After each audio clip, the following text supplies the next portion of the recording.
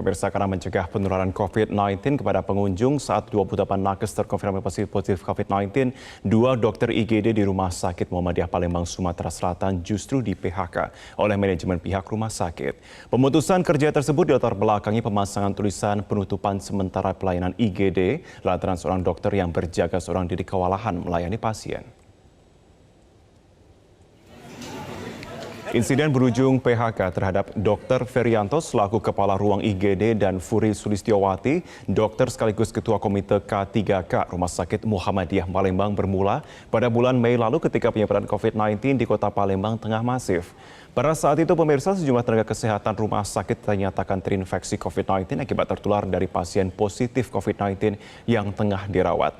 Para tenaga kesehatan yang kontak erat dengan pasien COVID-19 tetap bekerja seperti tanpa ada upaya isolasi dan usai dilakukan oleh tes swab 28 tenaga kesehatan dinyatakan positif COVID-19 dan 5 diantaranya merupakan tenaga kesehatan yang bertugas di ruang IGD.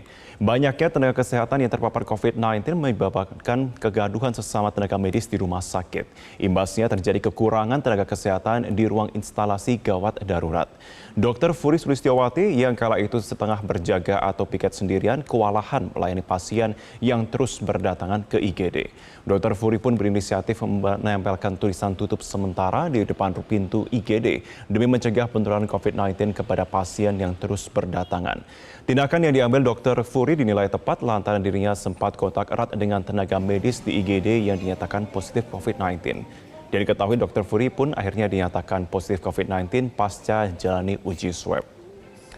Menurut Dr. Ferianto selaku Kepala IGD, tindakan membuat tulisan layanan di pintu IGD oleh Dr. Furi membuat pihak manajemen rumah sakit murka dan langsung memberikan SP3 kepada Dr. Furi Sulistiowati dan Dr. Ferianto. Pihak manajemen mengungkapkan tindakan tersebut mengganggu pelayanan di rumah sakit serta pembiaran terhadap anak buahnya di ruangan IGD. Dan tidak terima dengan perlakuan manajemen rumah sakit, kedua dokter tersebut sempat melapor ke Disnaker Kota Palembang dan dinilai bahwa SP3 tersebut tidak sesuai dengan prosedur. Namun pihak rumah sakit akhirnya tetap melakukan pemutusan hubungan kerja atau PHK pada 16 November lalu kepada keduanya dengan alasan lain yang masuk kerja tidak tepat waktu.